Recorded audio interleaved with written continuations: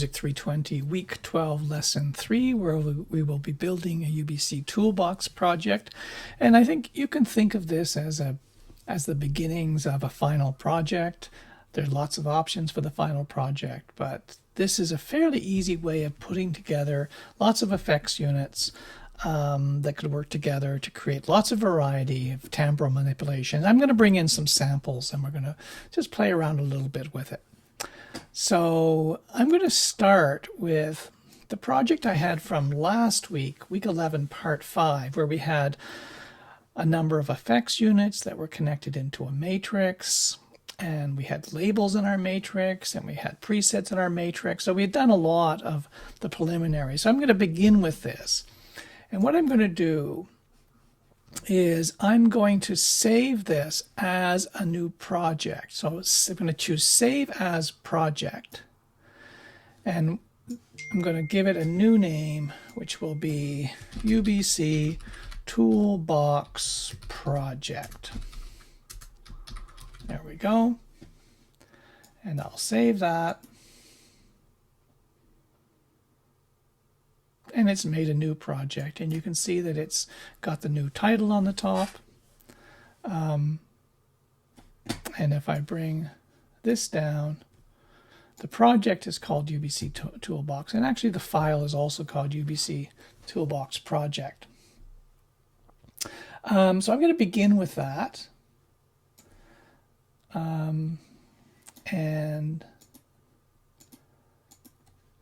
Now some of the files that I need were not included here. So you'll remember that I was using something called matrix. I'm going to look for it under here, under my max files. I had a matrix labels 01.text and a matrix preset 01.max presets. Both of those files need to be added to my project, so I'm going to do that. And they've been added in as data. And I'm just going to check. I'm going to put this over here out of the way for now. I'm going to check that this is all working. And it turns on, my labels are loaded, my presets are loaded, my effects are all turned on. So it's ready to go. All right, so first thing I want to do is I want to add a new effect to my effect collection. So I'm just going to duplicate this, Command D, pull it over there, go Command I with just this selected, and I'm going to choose a new module from my UBC toolbox. There's my UBC toolbox in the library. Those are the modules. These are the effects. And I'm going to choose the spectral sweep BP. That's the regular one. And open that. Bring that into here. Now I notice when I open it up that this is an 8-channel module. So I only want to use one channel.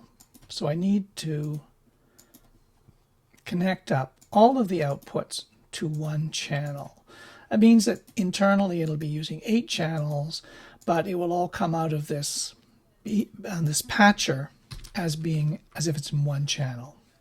I'm going to open up the info box to see how this thing is controlled, and I can see that SS on off is a message, and SS vol and SS vol L are messages in keeping with all the other modules. I'll go into my setup. I'm going to make this so we can read it. Make it a little bigger. And I'm going to add to the end SS on off 1, SS vol L, let's say 80 in 1,000 milliseconds. I'll click on that, click on this button. That should now add this to the initialization, and I can see that, yes, it's turned on, and hopefully it's ready to be used. Next, I'm going to go in here, and I'm going to bring up my labels, and I'm going to put spect in there, and for spectral sweep, and spect in here, close that, validate it, and click on this little button to update my messages. So now I have spectral processor coming into my matrix and outputs going to my spectral processor in number 6. Of course, I haven't hooked up number 6 yet. Let's do that. So output from the matrix number 6 goes into the effects unit in the last inlet. And this is going to come up here and go into number 6. Now, what is a spectral sweep, in fact? This is a module that I built which does a spectral analysis of sound over and over again, repeatedly, takes a window of sound, does a spectral analysis of it, and then generates a bank of oscillators which are tuned to the spectrum of the sound. But that bank of oscillators has a slow rising and falling envelope on it, so it takes about 5 seconds for that spectrum to be rendered. So you get these overlapping spectra, which are basically creating a kind of a shadow of the sound that you've put into it. So we'll just see if it works. So in order to see if it works, I need to take the microphone out to the spectral sweep, and then the spectral sweep out to the speaker. And already you can hear the sound. And what you're actually hearing is the spectrum of my voice. So, yeah.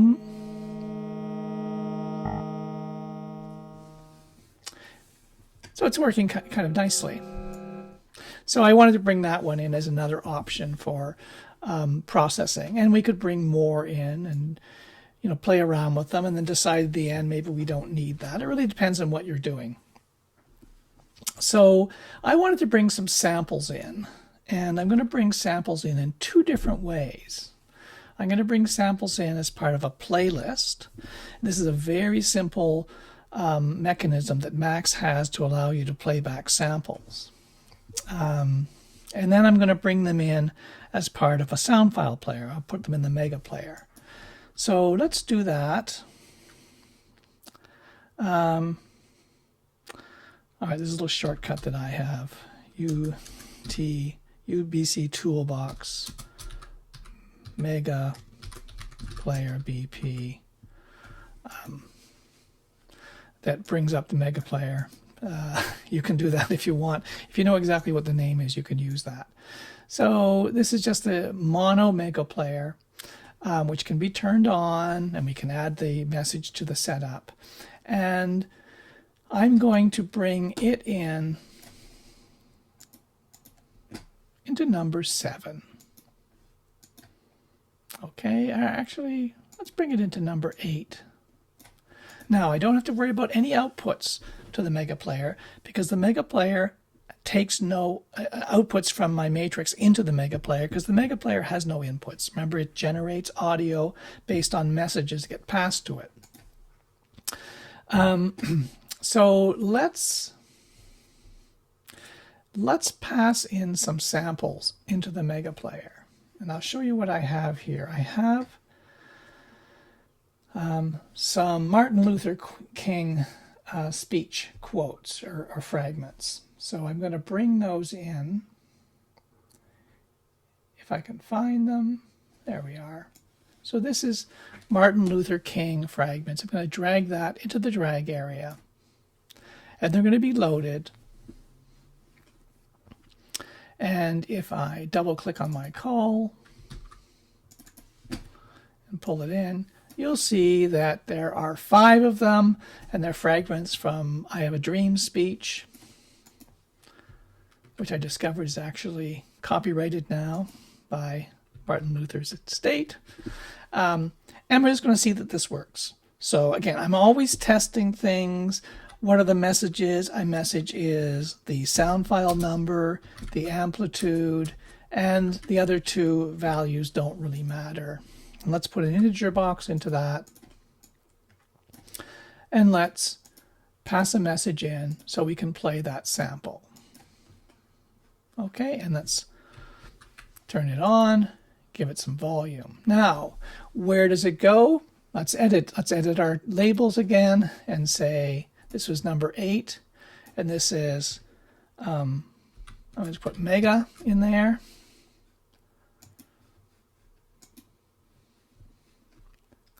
Click on that button. So this is the mega player here. And we're going to put the mega player out to the speakers, give it some volume, just to see that this is working. So this is sample number 1.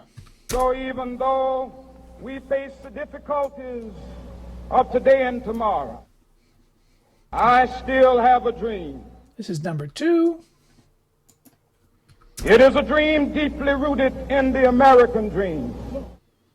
Okay, so you can see the fragments are in there. And I can bring them in. I can trigger them at any point. I can bring them in, and I can pass them through all kinds of processing. So I could take the mega player in and then send it to the spectral processor, or I could send it to the harmonizer and then to the spectral processor. I actually can make connections by clicking on the word. So if I want mega player to go to harmonizer, and then harmonizer to go to a spectral processor, and then spectral processor to go to speaker, I can do that. And let's put that in. I'm going to save it as a preset in number 3.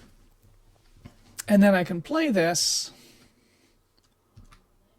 Let's go.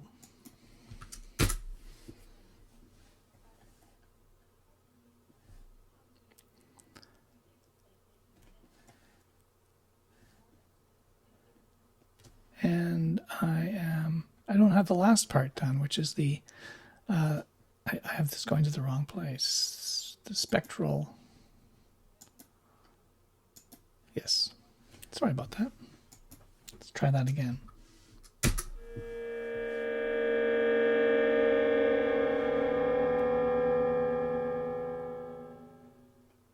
So that's his speech, completely spectralized. Now, if I also want to hear his speech, then I can have the mega player also go out to the speakers. We hold these truths to be self-evident, that all men are created equal.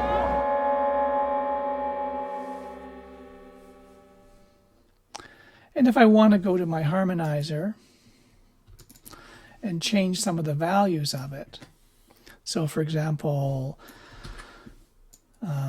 let's make it transpose down, and let's change the feedback up a little bit.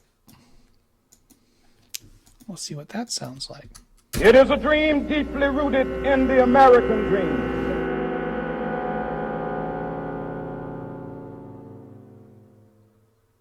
Okay.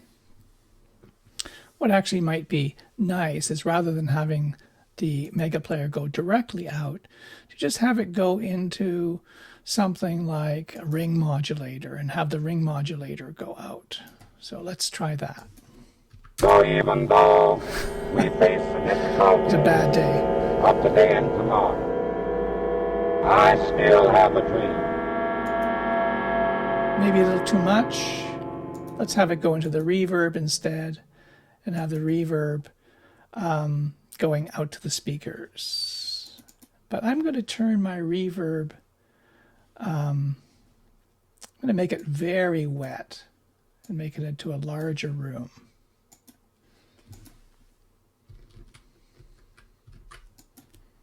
So even though we face the difficulties of today and tomorrow, I still have a dream.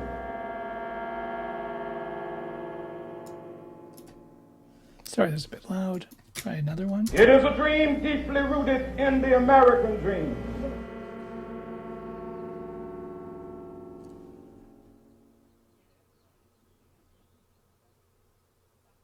Okay.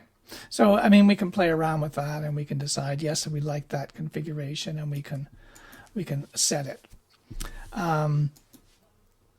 We can also, of course, play multiple copies of this to create a kind of crazy texture.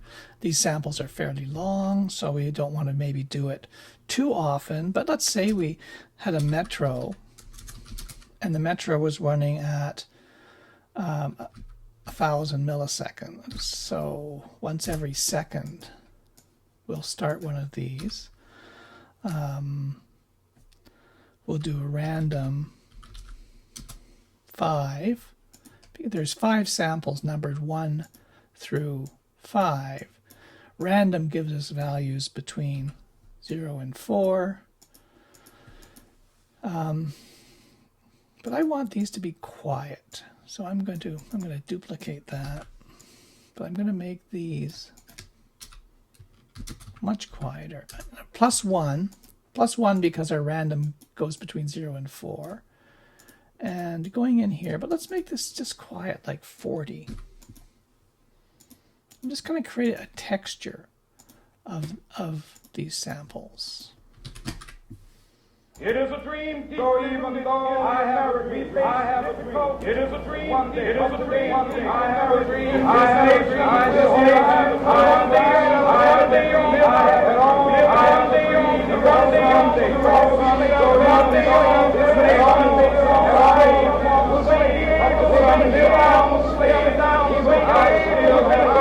it is a dream, I have a dream, I have a dream, so one day, that all this nation will rise the former slaves and the sons still have a king of its creed. Will they be able to sit down together at the table of brotherhood? I have a dream. So you can see that already, it doesn't take a lot of material before you can create really interesting textures with this. I mean, I haven't really thought this through very far, but I already see that I can trigger individual samples. I can see that I can trigger a whole random sequence of samples. I could think about pitch shifting. For example, we know we have a pitch shifter, either with the toolbox or the one that you built. You could bring that in if you wanted to do some pitch transposition of the samples. That could be included it could be included outside the matrix, or it could be included inside the matrix. And by the way, when I went in and I changed some of the settings for my harmonizer and for my reverb, those could all be done programmatically. I can send messages to the reverb and messages to the harmonizer. So for example, I know that I can turn the harmonizer cycle on and off.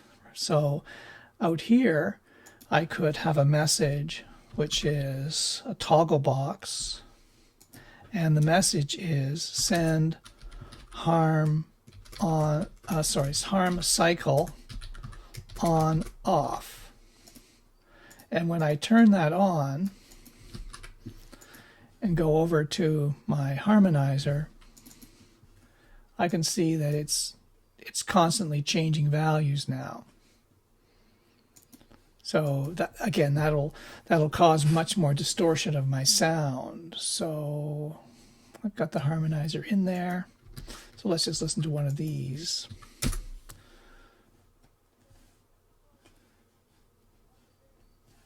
So I brought the volume down. I still have a dream. Let's put the mega player going into the harmonizer, and let's put the harmonizer out to the speakers. I'll bring this down a little bit just to hear it.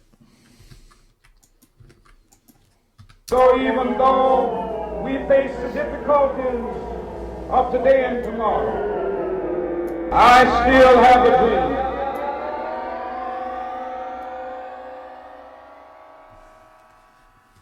So depending on what your sound source is, that might or might not be a fun thing to do, an appropriate thing to do.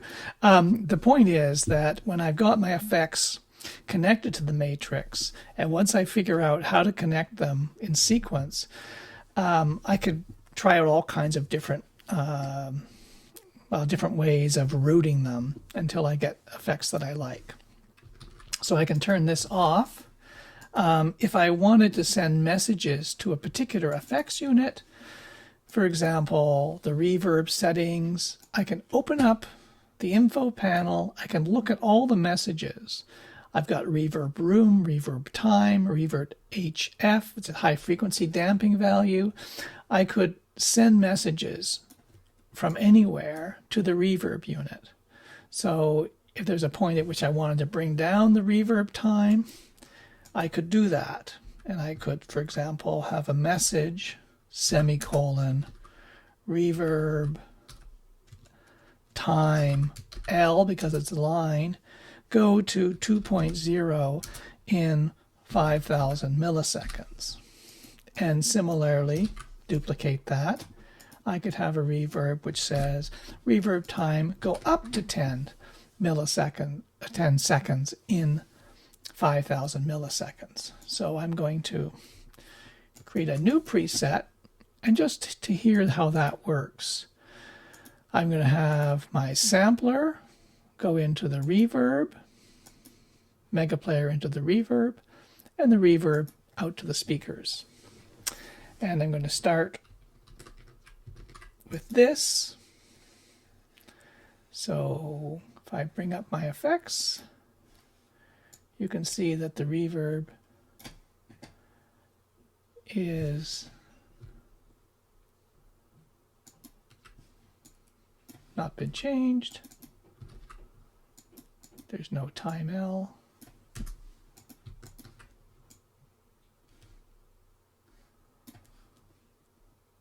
Oh, you know what? I've spelled it wrong.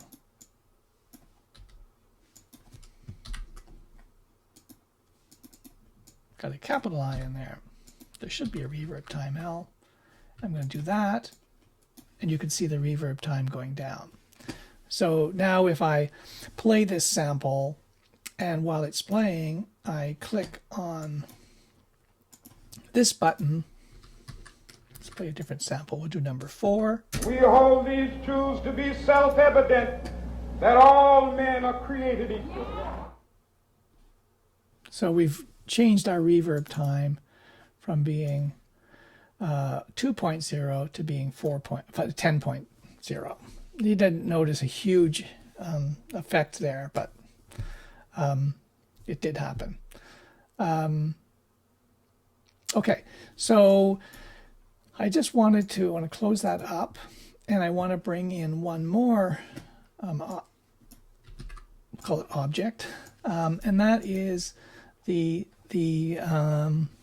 playlist. So here are my samples. I'm going to open up my sample folder, and I'm going to bring in one of the samples. I'm just going to drag it onto my patch, and it becomes a playlist with an output. It can also be looped with the loop button.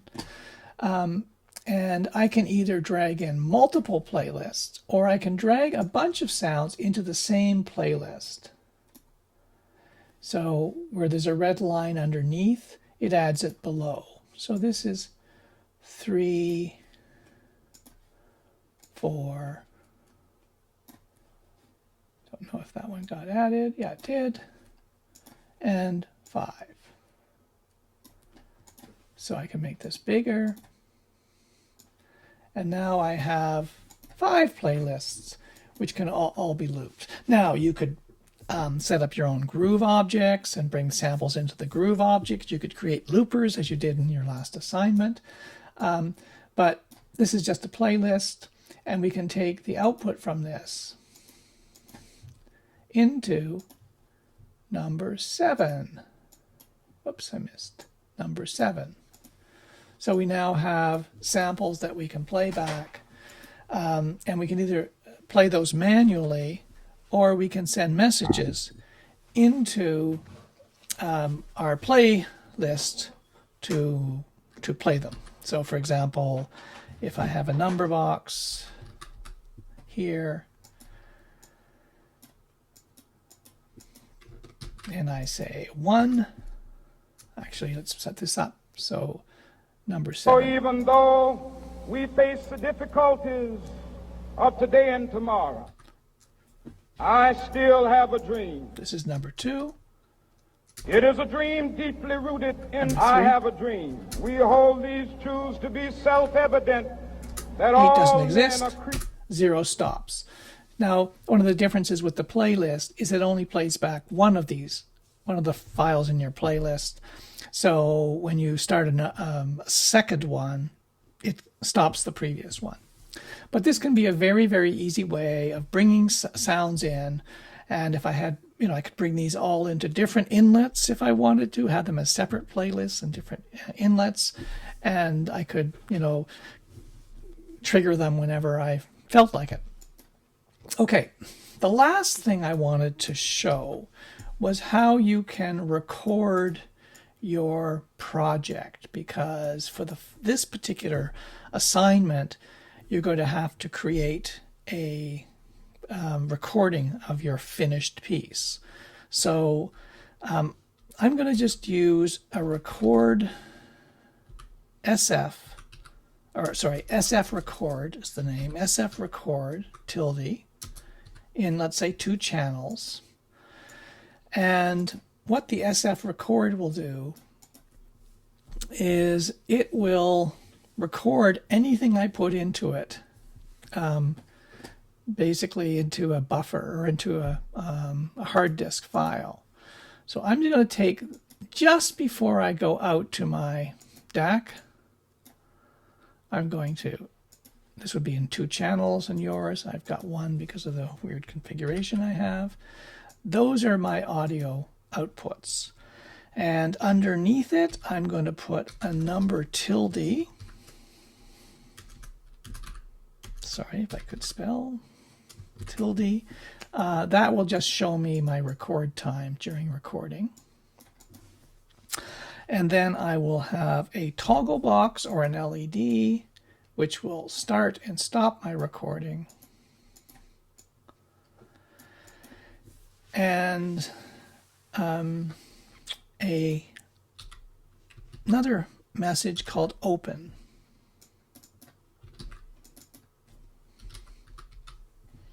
And that open message will be sent so that I can give it a sound file name.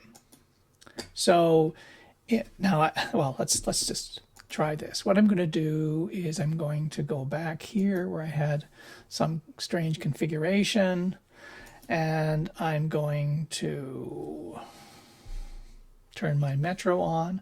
So first I'm going to make a recording. So I'm going to open this, and I'm going to find my folder where I've been keeping everything on my desktop called My Max Files, and I'm going to call it Martin Luther King 01 recording. And I'm going to record that as an audio AIF, and I'm going to save it. And then I'm going to perform my piece as it exists. So I'm going to, first of all, start the recording.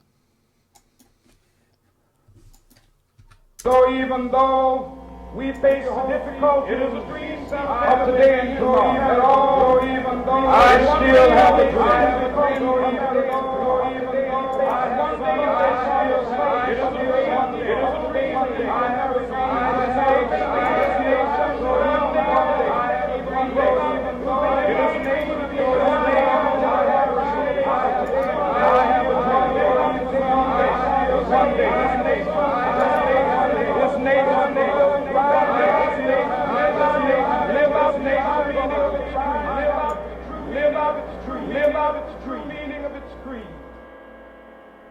It is a dream deeply rooted in the American dream.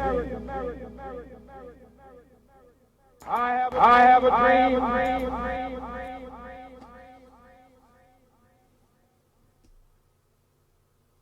Okay, and now that that's done, I will hit this to stop the recording.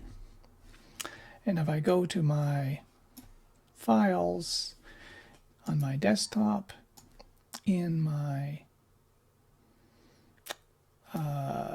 files, I will have an MLK recording that I just made. Now I could just bring that in fact. I wanted to. If I can, I have to be in edit mode.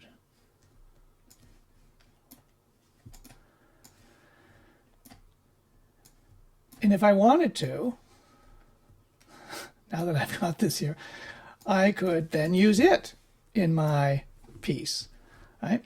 I don't have to, I could, I sort of created a collage, and then I could bring that in just as an individual sample. So if I just want to hear that in quotes performance, I can just hook it up to my output. And it's stereo, so I can hook up the other channel.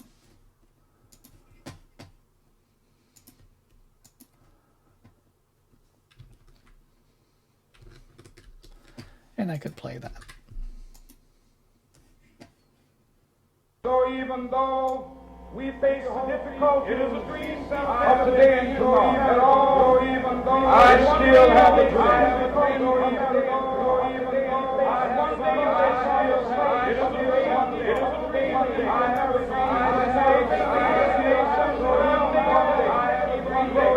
And so on. All right, so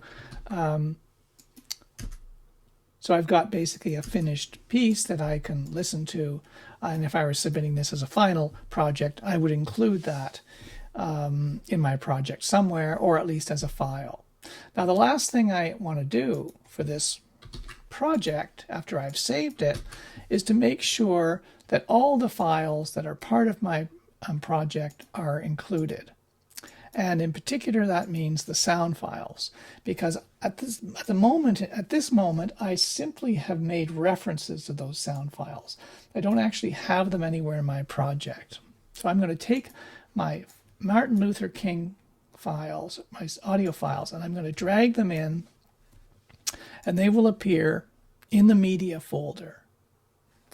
Now I can consolidate this project by going to Manage Project and Consolidate, and all those files will now be copied into the project folder.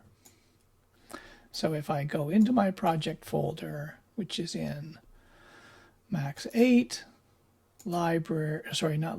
projects, UBC Toolbox project, well, basically everything is here. The media is there, the externals I'm using, the data, the code, and all of the patchers and sub-patchers that have been included in those. So everything is basically set to go. The only other thing I want to include at some place would be this finished one. So I would find that, which is in my Max files folder, find it, and drag it into my project. Right? And don't know if it arrived there or not.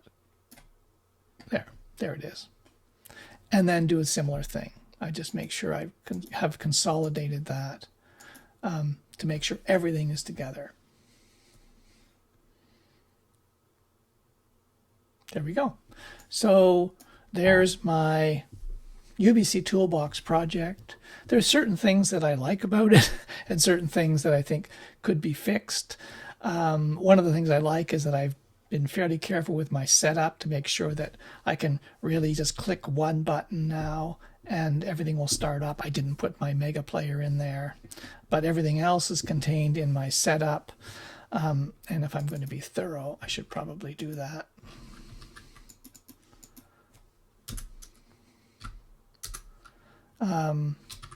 Mega Player on off 1, Mega Player vol L. I'll make it 80. That seems to be a good number. Save that. I don't have my those extra presets I didn't save, so they're not in there, but everything else is in there. Okay, so that's it for the week 12 project. I hope it gives you some insights into how you can work. I think one of the things to take away from this is that if you set up all the elements that you could use in a project, spend some time playing around with them, seeing what works, what doesn't work. I didn't really do that. If I really were making a piece out of this, I would probably start with just some fragments of the speech, or maybe some very slightly processed versions of the speech with perhaps some other things going on. I might have a bed track going on underneath it. I might have some lines of just synthesized sounds going on. So it's a bit bare at this point in time.